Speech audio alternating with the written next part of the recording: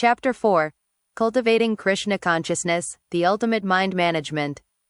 Now hear, O son of Pritha, Arjuna, how by practicing yoga in full consciousness of me, with mind attached to me, you can know me in full, free from doubt. Bhagavad Gita 7.1. The Master Key to Mental Freedom. Imagine having access to a master key that could unlock every door in a vast mansion, not just the rooms you've seen, but hidden chambers filled with treasures you never knew existed. This is what the Bhagavad Gita offers with the concept of Krishna consciousness, a master key that unlocks not just mental peace but complete spiritual realization. We've explored how Max Lucado's approach helps us identify and replace toxic thought patterns with God's truth. This Christian framework offers tremendous hope through faith and dedicated mental renewal. We can be transformed into the image of Christ and assured that no negative thought or circumstance can separate a believer from God's love. The Bhagavad Gita presents a parallel path that goes even deeper. While Lucado shows us how to manage our thoughts, Krishna consciousness reveals how to transform our very identity, to discover who we really are beyond our thoughts, emotions, and circumstances. Think of the difference between renovating a house and discovering you've been living in just the basement of a magnificent palace. Both approaches are valuable, but one reveals possibilities you never imagined. What is Krishna consciousness? Krishna consciousness isn't a religion or a set of beliefs you add to your existing worldview, it's a state of awareness. It's recognizing that everything in existence is connected to and emanates from a supreme divine source that the Bhagavad Gita calls Krishna. The word Krishna literally means all attractive, that aspect of the divine that draws everything back to itself through love rather than force. It's not a sectarian concept but a universal principle, the source of all consciousness, all love, and all existence. The science of consciousness. The Bhagavad Gita presents Krishna consciousness as a spiritual science, not mere belief or sentiment, but a systematic method for understanding the nature of reality and your place in it. Just as physical science reveals laws governing matter and energy, this spiritual science reveals laws governing consciousness and its relationship to the divine. The text describes it as the highest form of all yoga and the king of all education. Why such grand claims? Because while other paths address symptoms, anxiety, depression, negative thinking, Krishna consciousness addresses the root cause, forgetting our true spiritual identity. The immediate benefits: peace that passes understanding.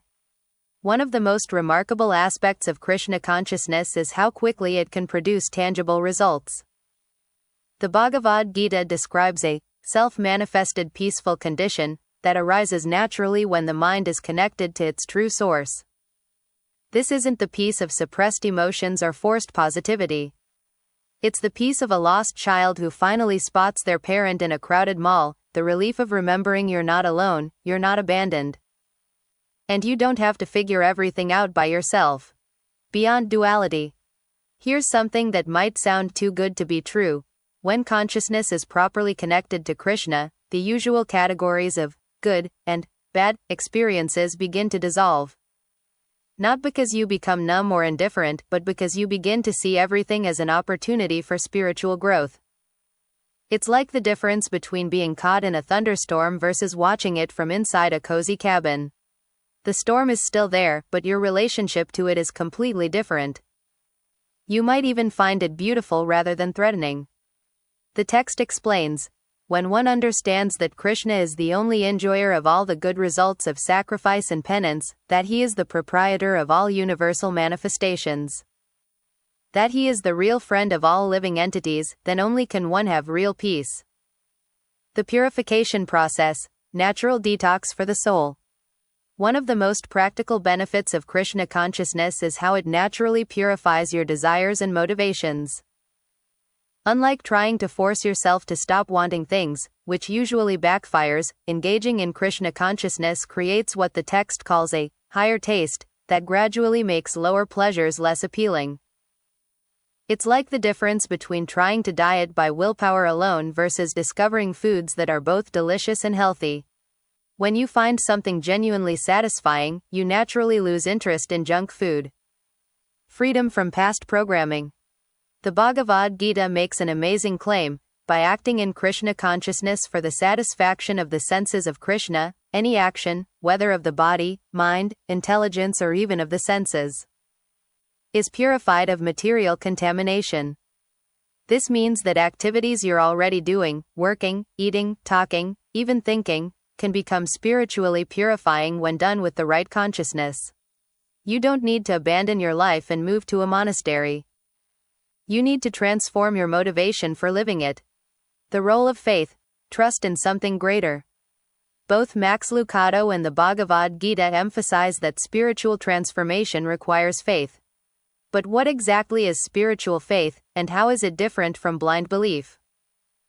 The Bhagavad Gita defines faith as unflinching trust in something sublime, specifically, confidence that by connecting with the divine source, you can achieve the highest perfection of life. This isn't faith despite evidence, but faith based on the evidence of what happens when people actually try these practices. 3 levels of faith. The ancient text describes 3 stages of spiritual faith that most people can relate to. First-class faith: you've studied spiritual principles deeply and developed firm conviction based on knowledge and experience. You're like someone who understands both the theory and practice of swimming. Second-class faith: you may not understand all the theology, but you have strong intuition that spiritual practice is the right path. You're like someone who trusts a swimming instructor even though you're still learning.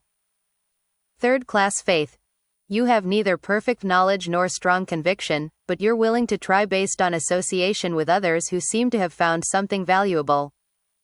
You're like someone who gets in the pool because their friends are enjoying themselves.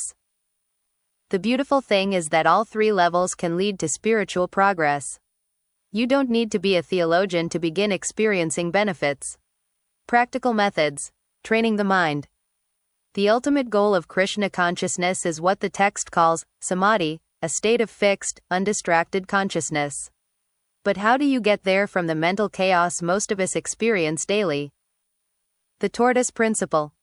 The Bhagavad Gita offers a brilliant analogy: just as a tortoise can withdraw its limbs into its shell at will, a self-controlled person can withdraw their senses from sense objects when necessary.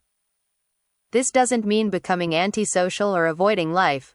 It means having conscious control over where you direct your attention, rather than being dragged around by whatever is loudest or most immediate. Engaged detachment. Here's a paradox that might seem confusing at first: the path to mental freedom involves full engagement, not withdrawal. But it's engagement with a higher purpose rather than personal gratification. Think of the difference between playing a video game to escape reality versus learning a skill to serve others. Both involve focused attention, but one leads to greater entanglement while the other leads to freedom. When your senses are engaged in service to something greater than your ego, whether you call it God, Krishna, or universal love, they naturally become controlled. You're not suppressing them, you're giving them something better to do. The chanting solution: ancient technology for modern minds. For our current age, with its unprecedented distractions and mental agitation, the Bhagavad Gita recommends a surprisingly simple practice: chanting sacred names, particularly the Hare Krishna mantra. This might sound primitive compared to modern therapy techniques, but consider this: it's a practice that simultaneously engages your breath, voice, hearing, and mind in a positive direction. It's like a full-body workout for your consciousness. Why chanting works. Sound has unique power to bypass mental resistance and directly affect consciousness. Think about how a song can instantly change your mood, or how certain words can inspire or devastate you. Transcendental sound, names of the divine, carries even more transformative power because it connects you directly with its source. The practice is incredibly practical. You can do it anywhere, anytime. It doesn't require special equipment or training. It works regardless of your emotional state or life circumstances. Results often come quickly, providing encouragement to continue. Overcoming fear, the ultimate security. Both Max Lucado's Christian approach and Krishna consciousness offer the same ultimate promise: freedom from fear. But what's the source of fear, and how does spiritual consciousness eliminate it? The Bhagavad Gita explains that conditioned souls experience fear because of forgetfulness of their eternal relationship with Krishna. When you forget that you're connected to an infinite source of love and power, everything becomes threatening. You feel like an isolated individual struggling against a hostile universe. But when you remember your true spiritual identity, as an eternal part of the divine, what is there to fear? Even death becomes simply a transition rather than annihilation.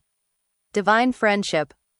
Here's one of the most beautiful aspects of Krishna consciousness. The text describes how Krishna becomes the most intimate friend of anyone who sincerely tries to connect with him. This isn't a distant, formal relationship but an intimate friendship where he always looks after his friend's comfort and he gives himself to his friend. Imagine having a friend who is infinitely wise, completely trustworthy, and possesses unlimited power to help you, and who is always available whenever you remember to call. This is the promise of divine relationship. Making it real. Practical steps. Start where you are. You don't need to understand complex theology or change your entire lifestyle overnight.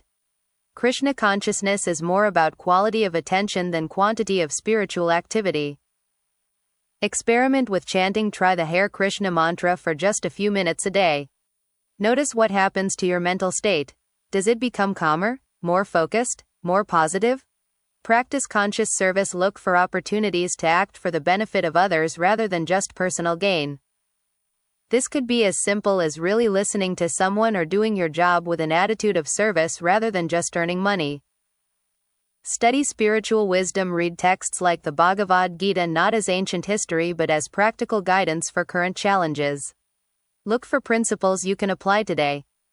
Find spiritual association. Connect with others who are interested in spiritual growth.